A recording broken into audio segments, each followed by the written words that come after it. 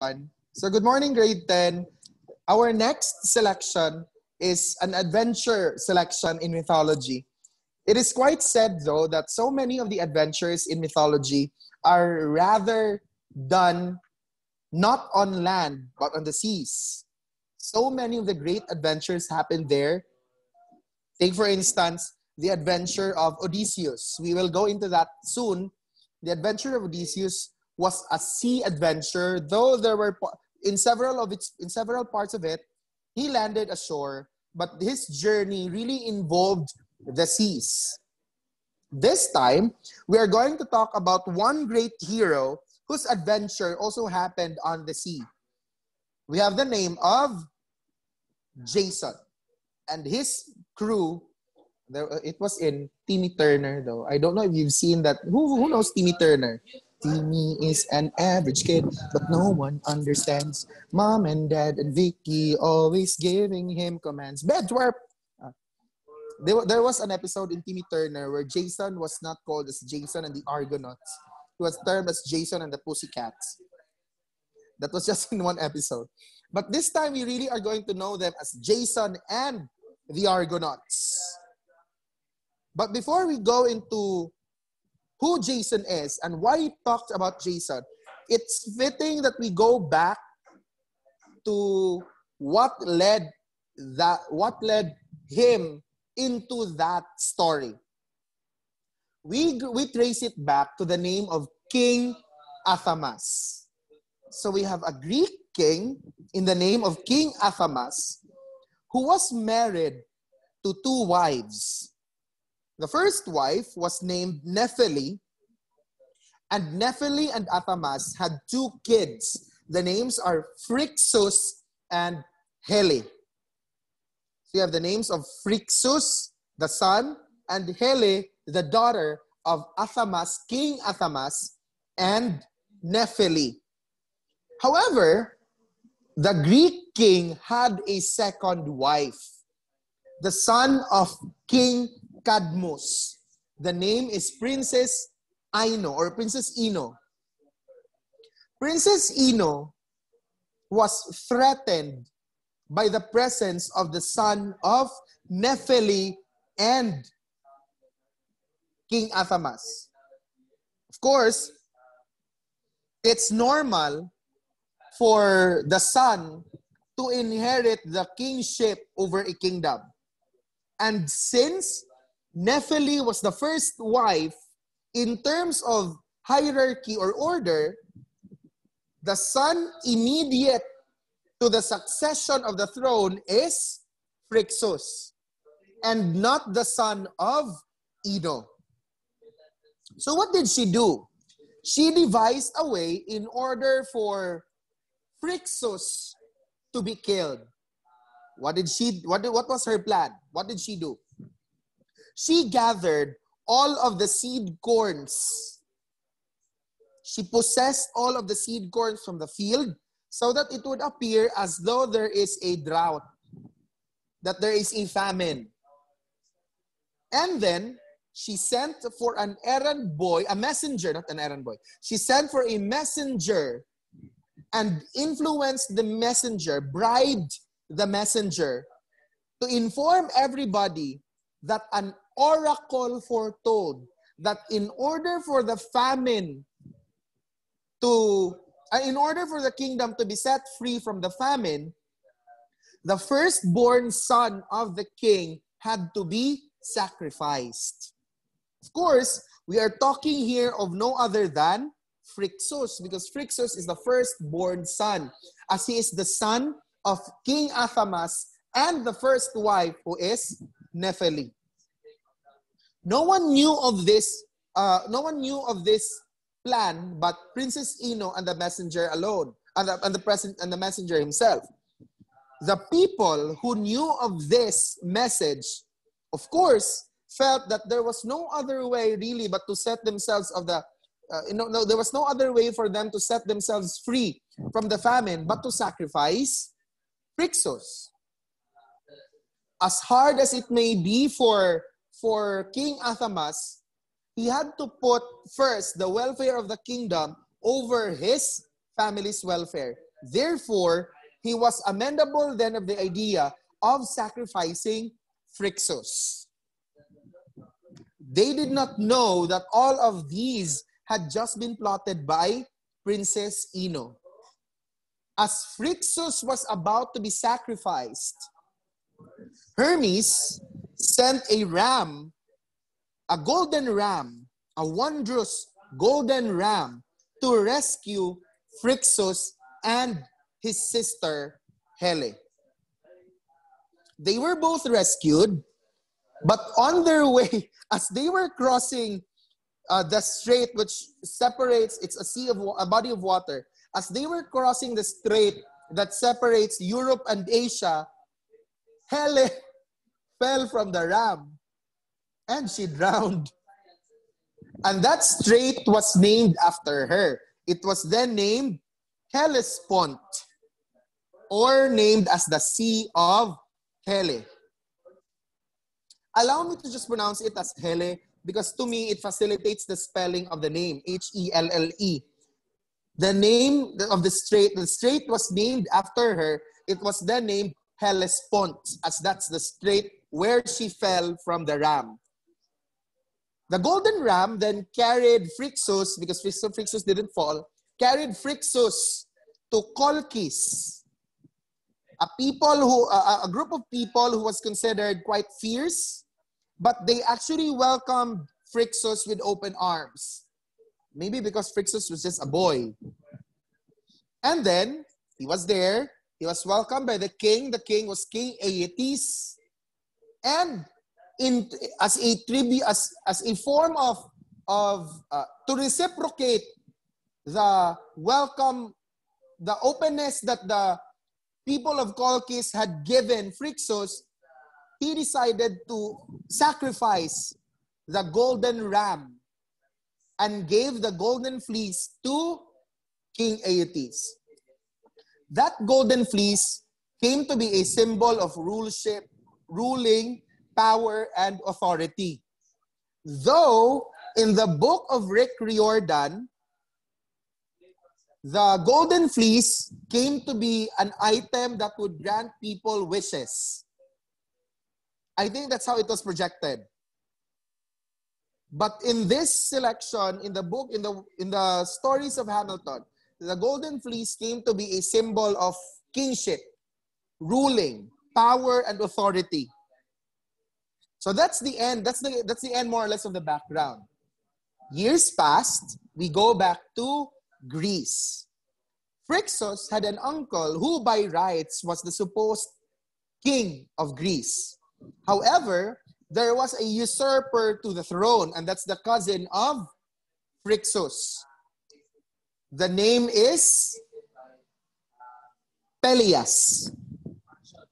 The king, the rightful king, had a son who had been sent away to a place for safety as the son was yet to grow.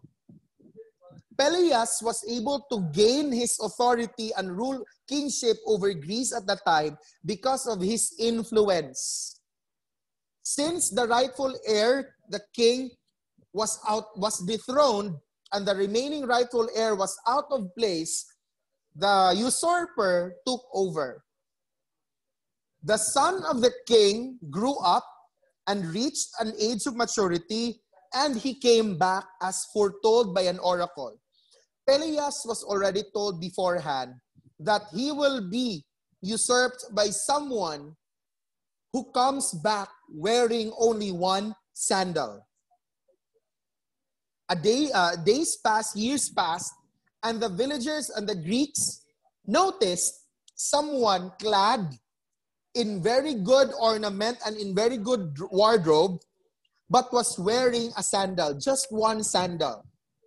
In fact, some of them thought, could he be Apollo? Could he be Aphrodite's Lord? Because he is dressed so well, except for the fact that he is just wearing one sandal. When this reached the ears, when this commotion reached the ears of Pelias, he rushed right away to meet that person. Because he was already foretold of this beforehand. An oracle told him already that he will meet someone with one sandal, and that person is the rightful heir to the throne. So as this happened, when he finally met the person, that man introduced himself as Jason, the son of the rightful heir of the throne of Greece. Jason, though, told Peleus, "You and I must rule ourselves by the law of right," meaning it's the law that determines who rightfully succeeds the throne, who by right succeeds the throne. And by definition, that would be Jason. Peleus, though, would not want to relinquish the throne to Jason. Jason offered him something. "You will have your wealth, the flocks, your herd, all of these properties will be kept by you. I just need the throne and the scepter to be given back to me. We will not fight over rules. We will not fight for this kingship over swords or spears." These words of Jason would tell you that Jason is not into brute force. He is not the kind who resorts into violence or force, but rather he is quite the diplomat. All that he wanted was to get the sovereign scepter and throne from Peleus. Peleus could keep his wealth for himself.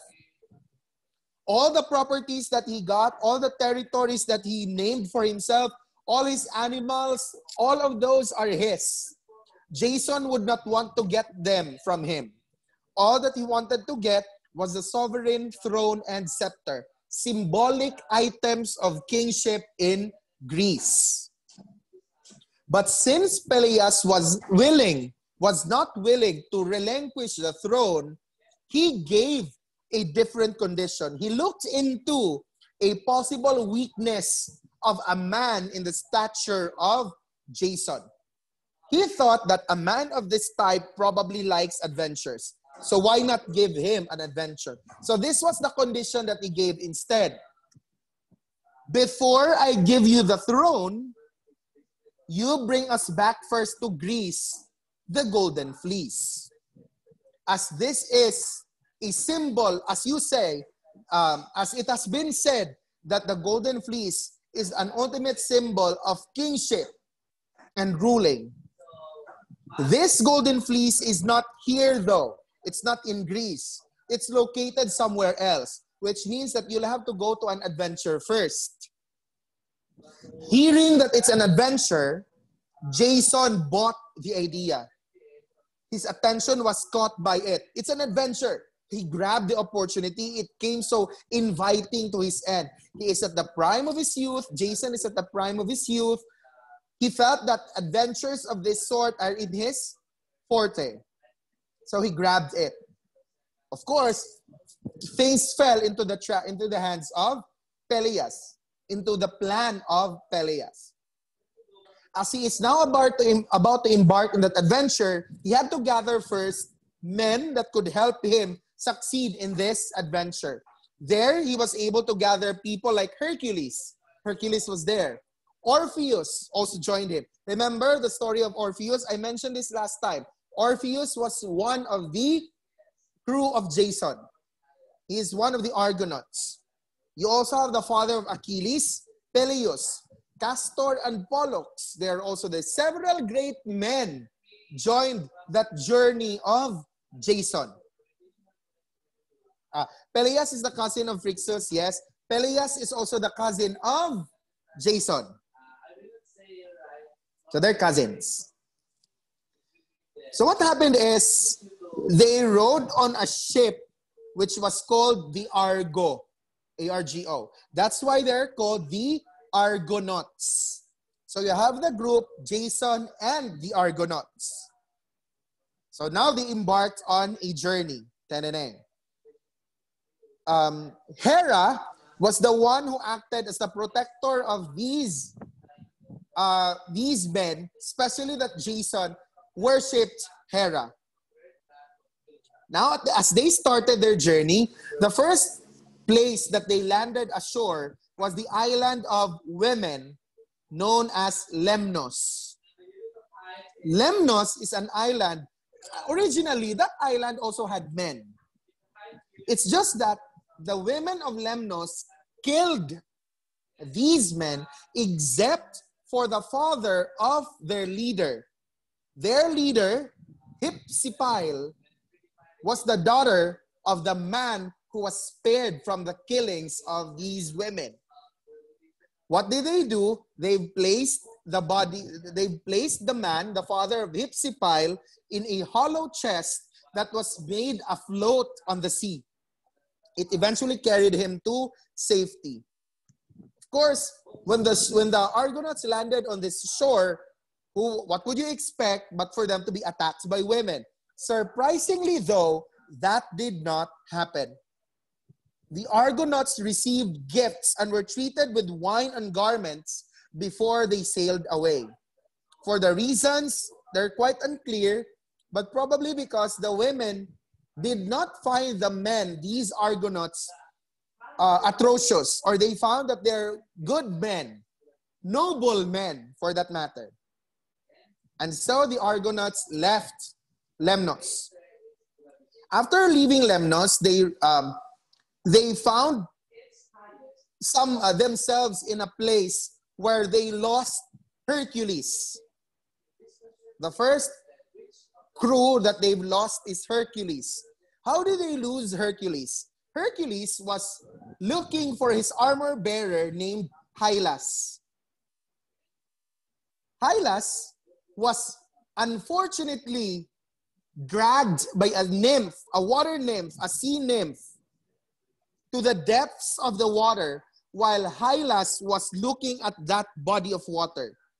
It's here. You have a spring. Hylas was actually drawn underwater as he dipped his, not that he was looking at that, he wasn't just only looking at that spring, he was dipping his pitcher from that spring. As he dipped his pitcher, the water nymph rose up and wished to kiss him because the cheeks of Hylas were, according to Hamilton, rosy flush. So they're kind of pinkish. This caught the attention of the sea nymph, and the nymph threw her arms around the neck of Hylas and dragged Hylas into the depths of the spring.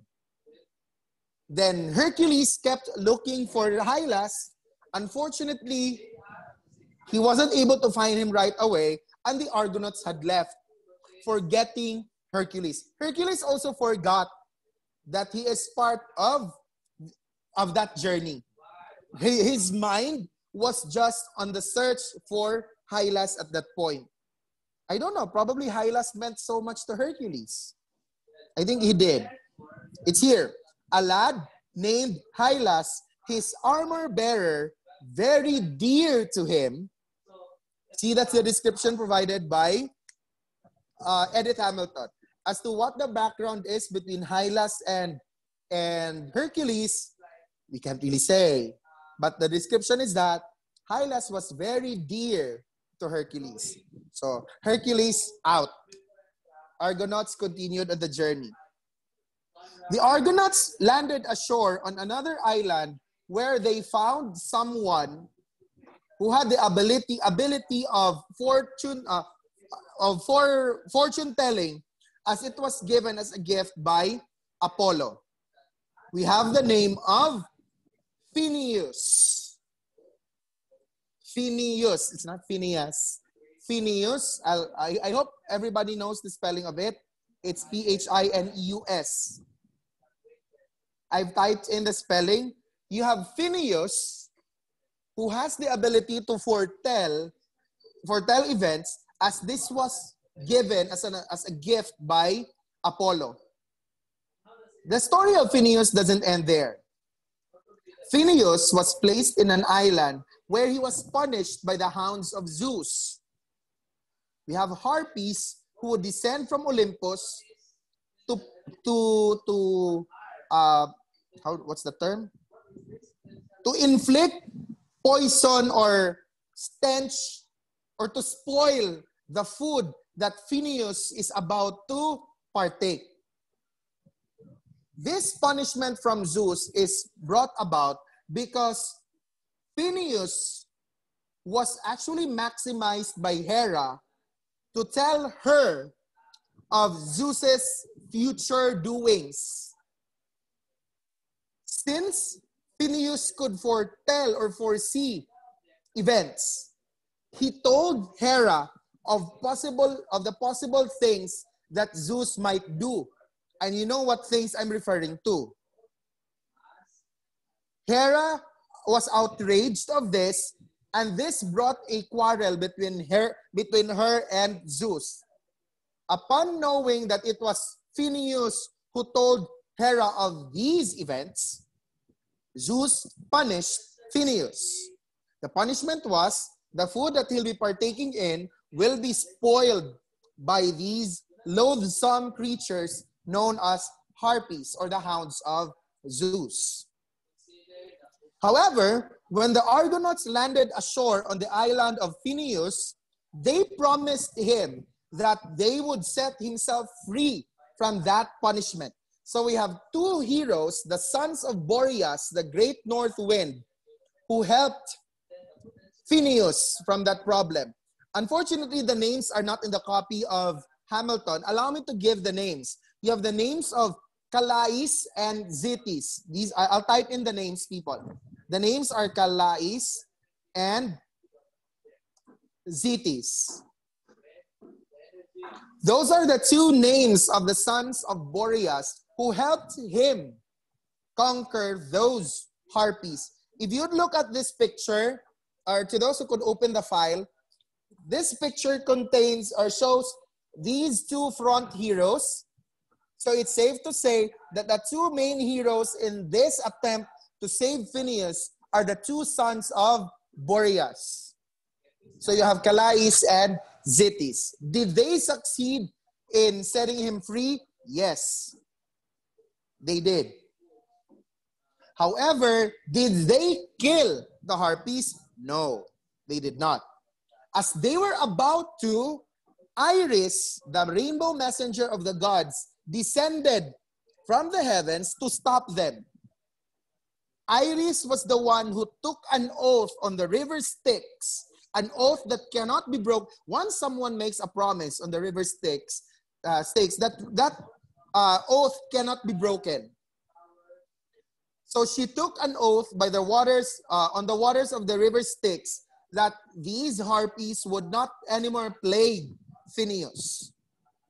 As that eternal promise was made, that had set Phineus free from the plague of the harpies. So again, the sons of Boreas were successful in setting Phineus free from the harpies. But on the question of whether they were able to kill the harpies, no, they were not.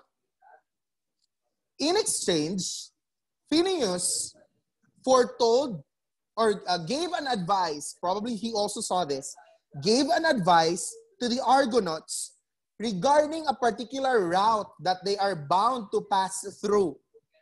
We are referring to the route known as the Clashing Rocks or the Simple Gades.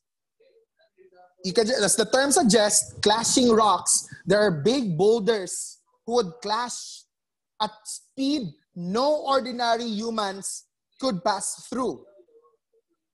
So what his advice was is this. By the time you reach dove, if that dove passes through the clashing rocks or the simply, that means that your ship shall also succeed. However, if the dove is killed in its attempt to pass through the Gades, they should just decide to turn back because the same fate is bound to happen to their ship and to them. They will die. So this advice was taken heed by the Argonauts, And then they proceeded. They eventually reached the place known as the Clashing Rocks. So they followed the advice of Phineas. First thing they did, they released dove. The dove was successful enough to find its way through the clashing rocks. Despite the clashing of the rocks, the dove was still able to make its way out of that route. But the tip of the tail feathers were touched and destroyed by these clashing rocks. More or less, that told the Argonauts that they would also succeed. And sure enough, they did. They passed through the clashing rocks and they made it, except that the tip of the stern was touched by the clashing rocks. That's the only part that was destroyed.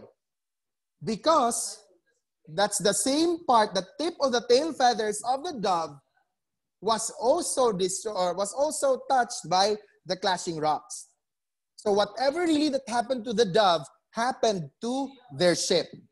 At any rate, they're alive, they survived. After having conquered the simple gauge or the clashing rocks, they landed on another island of women, warrior women known as the Amazons. In the movie Wonder Woman, I hope you've seen that movie of Gal Gadot, Wonder Woman. The Amazons are seen to be daughters, are projected to be, like Diana was seen to be a daughter of Zeus. In here, we have the names of Harmony and Ares, who come out as the parents of the Amazons. They're beautiful women, especially they're daughters of the peace-loving nymph, Sweet Harmony, but they're more engaged into, they're more associated to being engaged in battles and wars, as they are also daughters of the the god of war, Ares, war god, Ares. The heroes, though, were quite expecting already to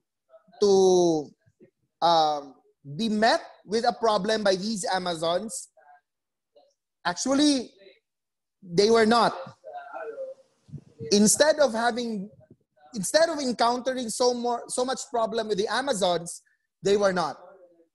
After landing ashore with the island of the Amazons, they continued on their journey. They even passed through Mount Caucasus. Who was again tied on Mount Caucasus? We have Prometheus. So at that time, Prometheus wasn't yet set free. He's still bound on that rock on Mount Caucasus. In fact, in the description of Hamilton, the Argonauts heard for themselves the flapping of the wings of the giant eagle who devoured on the flesh of Prometheus. Because it was a big eagle, so the flapping of its wings could be heard from a great distance. After having passed through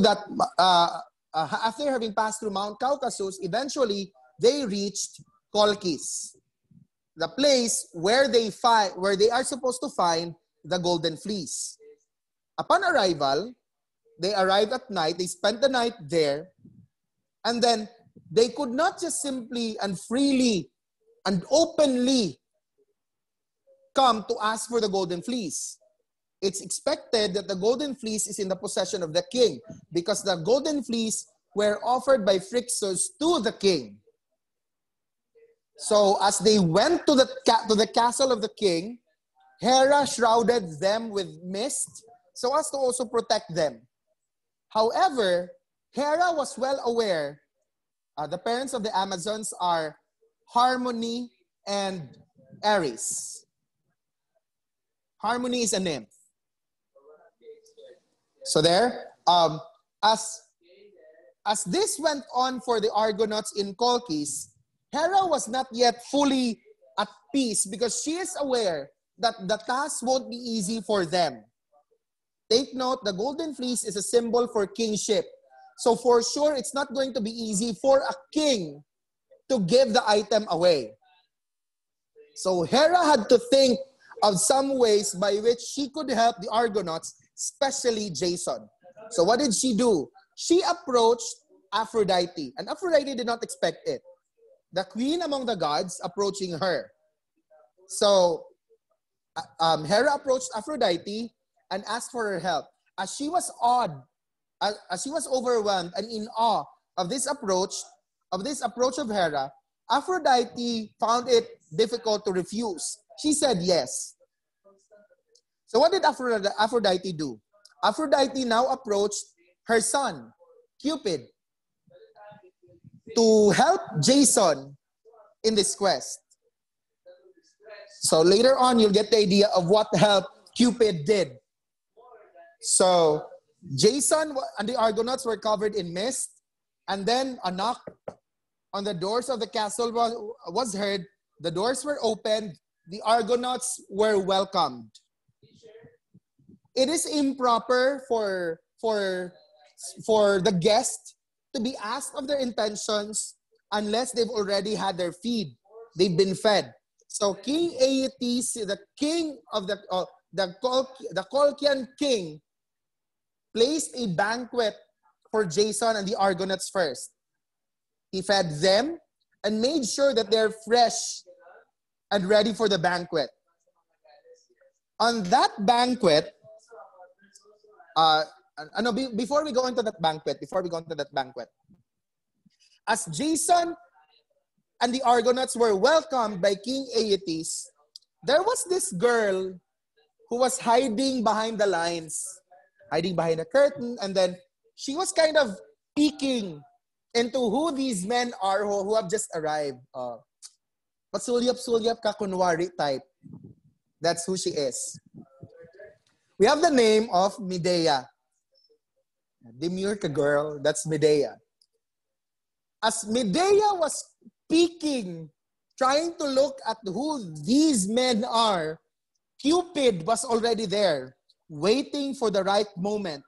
That at that moment, Medea saw Jason. Cupid released one of his arrows, and it pierced through Medea's heart. That was the reason why Medea fell in love at first sight for Jason. She did. But it was already outside of her ability, because she fell in love as it was coursed through the arrow of Cupid. So they had their banquet. The Argonauts were welcome to the banquet. They were eating. King Aeetes was with them. And Medea was just there hiding behind a curtain, peeking, trying to see Jason and the Argonauts. And forget the Argonauts, trying to see Jason. Blushing at the same time while looking at him. That's Medea for you people. But of course, you can't really blame Medea. Medea is just a girl. We blame Cupid. And in return, we blame Aphrodite. You blame Hera. That's what happened. So King Aeetes then finally raised the question, what brought you here? Why are you here? And Jason answered, we are here for the Golden Fleece. Jason had to be honest. Jason had to cut it short. They were there because of the Golden Fleece. They have to take it for themselves. But of course, this announcement of the Argonauts' intention of visiting Colchis displeased, if not enraged, King Aeetes. He did not like it, because giving the Golden Fleece to them removes the symbol of his absolute ruling and kingship. So what did he do? To refuse Jason right there and then would be too insulting.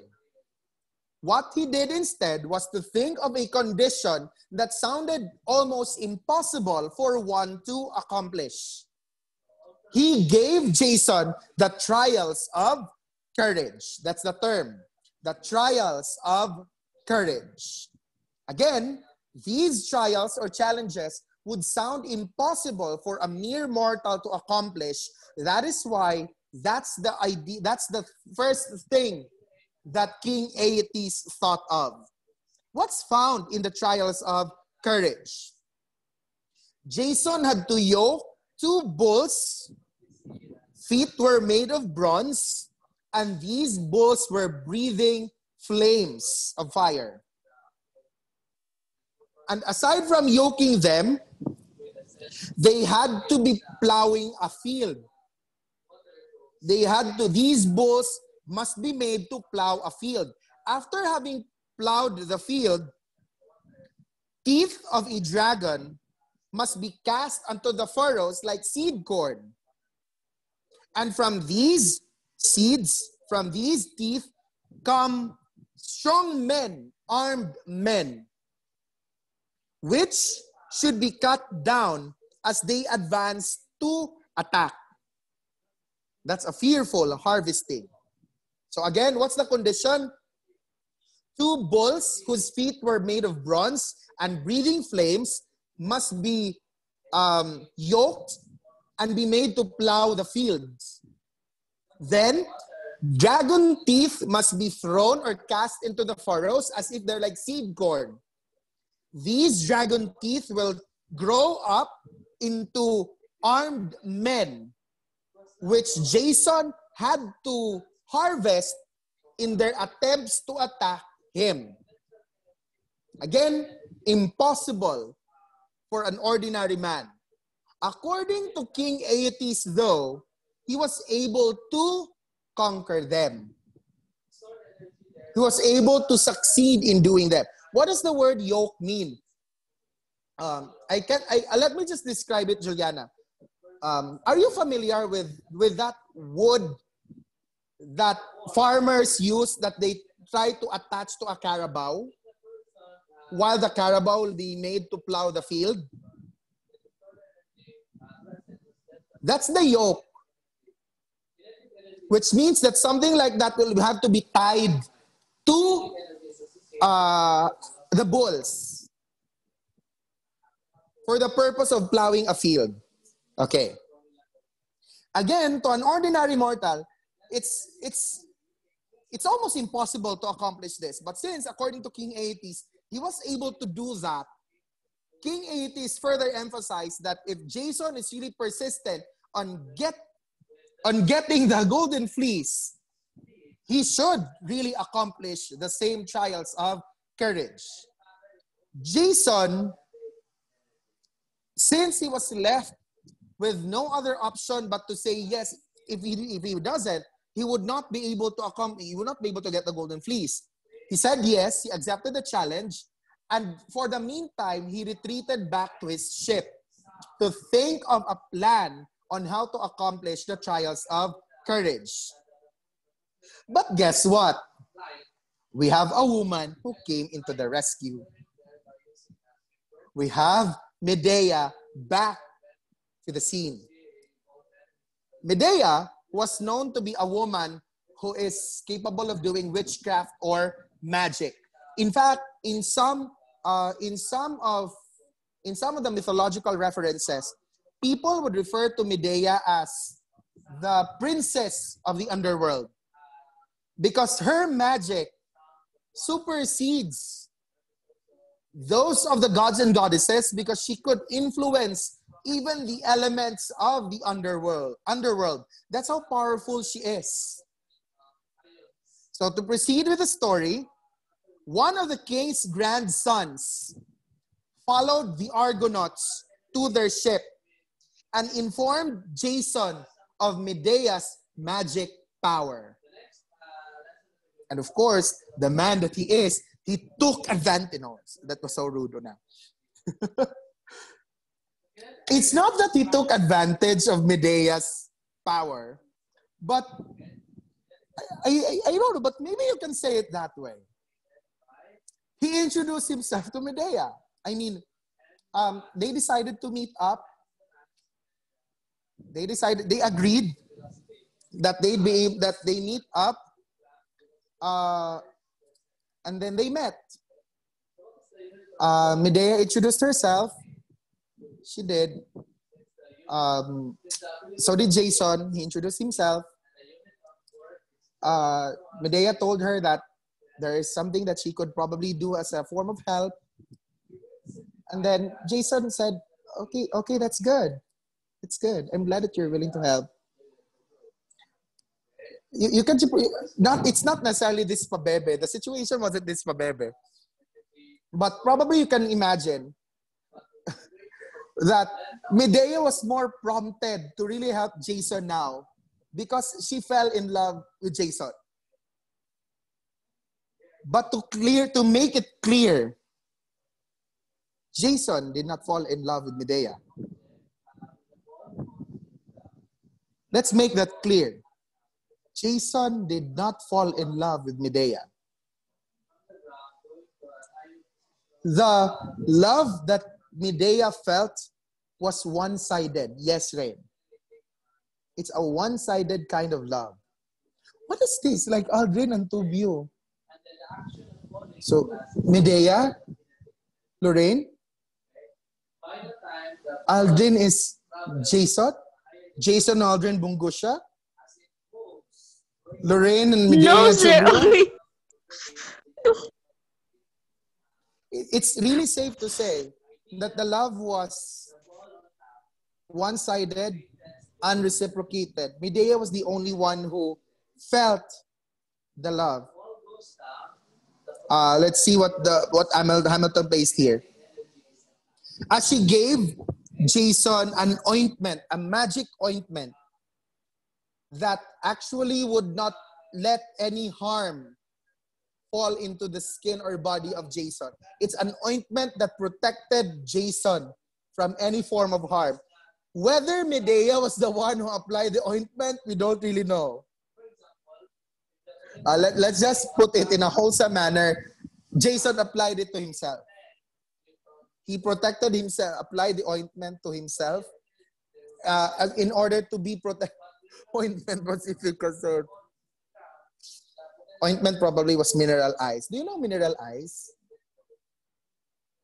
You should try mineral ice. It's a very good one. It feels so refreshing. Not that, Juliana. What? That's for a different activity that had nothing to do with the Golden Fleece, Juliana. What even? So Jason now had this ointment all over him. And to cut the story short, Jason was successful in conquering the trials of courage. In fact, other than the ointment, Medea gave another advice to Jason. That at the time, these armed soldiers spring up from the teeth of the dragon, Jason should throw a stone or like a rock in their midst. And that rock will be the cause of the fight among these armed men. That they'll fight on this stone. So as Jason met the trials of courage, yes, the bulls were there. He was able to yoke them and he was able to plow the field with the bulls. He threw in the teeth of the dragon. The dragon teeth led to the springing of these armed men. And Jason threw in a rock in their midst. And the armed men fought themselves. Jason wasn't harmed. At the end of the day, Jason conquered the trials of courage. Trials of courage, check. Now what's left is to approach King Aeetes to get the Golden Fleece. But mind you, King Aeetes wasn't yet ready, wasn't yet fully willing to give the Golden Fleece. In fact, he had the Golden Fleece placed on a chamber guarded by a giant serpent, a terrible serpent, so that at least that serpent will be the last block for Jason to succeed in getting the Golden Fleece. But as there was a terrible serpent who came to rescue Jason, we have again Medea. For quite a number of accounts already, Medea could be charged of treachery. She has betrayed their kingdom. Yes, helping Jason conquer the trial of courage so that Jason would be able to get the Golden Fleece is already an account of treachery against Medea. But why was she willing to do this? Because she has learned to love Jason. All for the love that she had felt for Jason. So, Lorraine, was this the same with you and Aldrin? All for the love? All for the love of Aldrin Bungosya? What? So you became to be a traitor to your friends? Lorraine, because of this love for Aldrin? What is this? Anyway, I managed to ask Aldrin later on. I'll try. So he's our Jason Aldrin Bungo, or he's Kurt Aldrin Bong Jason. Bong Jason, that's Aldrin. So what did Medea do? Medea helped Jason in as for that serpent. Medea was able to lull the serpent to sleep. Medea was able to lull the serpent to sleep. It was as if the serpent wasn't a threat anymore. And Jason was able to swiftly get the golden fleece as it was being hung from a tree. There. Jason now has with him, is now in possession of the golden fleece. But Jason mustn't stay for long in Colchis, or else King Aeetes might just do something against him. So what did he do? He fled and went to the ship, ready to flee Colchis. However, what would she do? What would he do for Medea? Medea was already considered as a traitor, right? If Medea stays, she should know what's going to happen to her. So what did Jason do? This is one foolish statement of Jason. Let me just paraphrase the idea behind the words of Jason. Jason actually promised Medea that if she goes with him, she will enjoy a life of happiness with him in Greece. What a douchebag. That was a promise that he gave Medea. And for Medea, who fell in love with Jason, what would you expect? Would Medea say, "No, I will not go with you. I'll just stay at home"? Of course not. For someone for someone whom he loved and who said something like that, she said, "Yes, let's do this. Let's do this thing. Let me go with you." Of course, not in that manner. She went with Jason. The brother of Medea, the name is Apsyrtus. I'll type it in. The name is Apsyrtus. That's the name. Was believed to follow her. And several accounts of what happened to him were done. One, let me mention what's placed here. Some say that she killed her. Some also say that she sent him word that she was longing to go back to her home and that she had a fleece for him if he would meet her at that night at a certain spot. He came unsuspecting, and Jason struck him, killed him. So that's an account. Others say that Apsyrtus set sail on Argo with Medea. Although Medea struck her brother down and cut his body limb from limb, and threw his limbs into pieces in that sea. The king stopped to gather these pieces. That's why the Argo was able to set a sail. So these are the things that were said about Apsyrtus. But what's common about these claims is that Apsyrtus died.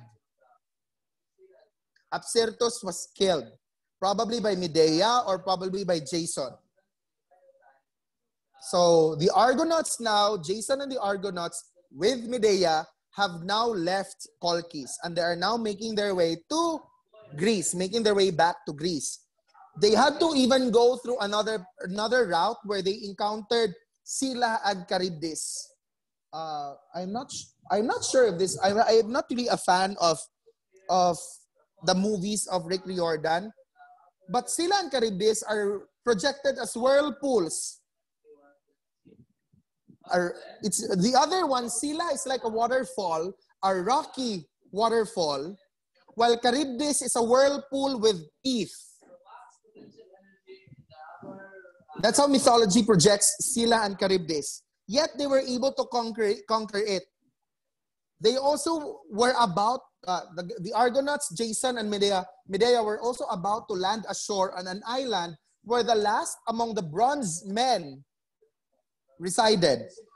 You have the name of Talus, T-A-L-U-S.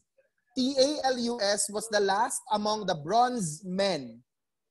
Unfortunately, he has a weakness, and that is his ankle. So this bronze man, Talus, was quite a violent man. He is terrible to behold, and he threatened to crush the ship. In order to protect Jason and the Argonauts, Medea once again came to rescue. What did she do? She prayed to the hounds of Hades to come and destroy Talus. And that happened. The hounds of Hades came and destroyed Talus, killed Talus, the last of the bronze race. And then eventually the Argonauts came back to Greece. They reached Greece. Upon reaching Greece, sad news reached the ears of Jason. By the way, the rest of the noble heroes went their ways. They went to their respective homes, separated. But we bring our attention back to Jason and Medea. Jason bringing with him the Golden Fleece. Upon reaching Greece, the first sad news that Jason heard was the death of his father. And this death of his father was also too much to bear on his mother's end, that his mother also died. The reason behind the death of his father was Peleus. So both parents of Jason are already dead. Peleus was the person behind this death, because Peleus forced Jason's father to kill himself. Probably there was a commotion, or there's probably a reason that drove the father of Jason to kill himself, but Peleus was to be blamed. This time, Jason asked for the help of Medea. And of course, Medea was willing to help. To avenge the death of Jason's father, Medea was willing to use her magic in order to help Jason. So what did Medea do? Since Peleus was already, what's already, my God? Already, I just said already, that's so sad. Since Peleus was already on his older ages, Medea told the daughters of Peleus that she could actually bring Peleus back to his youth. The news of this, of course, sounded impossible to the daughters of Peleus. So what did Medea do? She tried to use an example, and that's with a ram. Medea asked for an old ram to be brought into her midst. She chopped the ram, placed it in a cauldron, and then she mentioned some chant or spell or whatever. And then from that cauldron came a young ram. So Medea was really able to bring an old ram back to its youth. When the daughters of Peleus saw this, they were amazed. They were impressed. And that told them that Medea could really bring their father back to his youth. So the same instructions were given by Medea. She told the daughters of Peleus, okay, do the same thing. cut your father into pieces. Tear him from limb to limb. Because that's what I did to the ram. So the daughters of Peleas tore him limb from limb, cut him into pieces. And then she told the daughters of Peleas, okay, put his torn limbs, put his chopped body inside this cauldron. And so they did. When the body parts of Peleas were already placed in the cauldron, the daughters of Peleas asked, so what's next? Medea, what's next? To their surprise, Medea could not anymore be found. She disappeared. So now, who are the murderers of Peleas? His own daughters. His own daughters killed him brutally, tore him limb from limb, chopped him into pieces. Therefore, Jason has already been avenged. However, look at the douchebag that he is. Jason went to Corinth and decided to be married to the princess of Corinth. Take note, he brought Medea with him when they went to Corinth. What was the reason of that decision of being married to the king's daughter? That is in relation to ambition. That is with the desire to have an expansion of what's being ruled. Because if he marries the king's daughter, of course, the princess of Corinth, then he is making affiliations with another kingdom. He's expanding his rule and his power to another kingdom. He forgot that he is with Medea.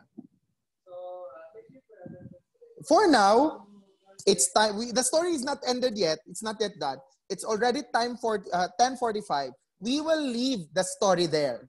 The continuation of the story will be done on Thursday, after which we will proceed with the checking of the FTs. So there, it's to be continued. Goodbye and thank you, grade 10.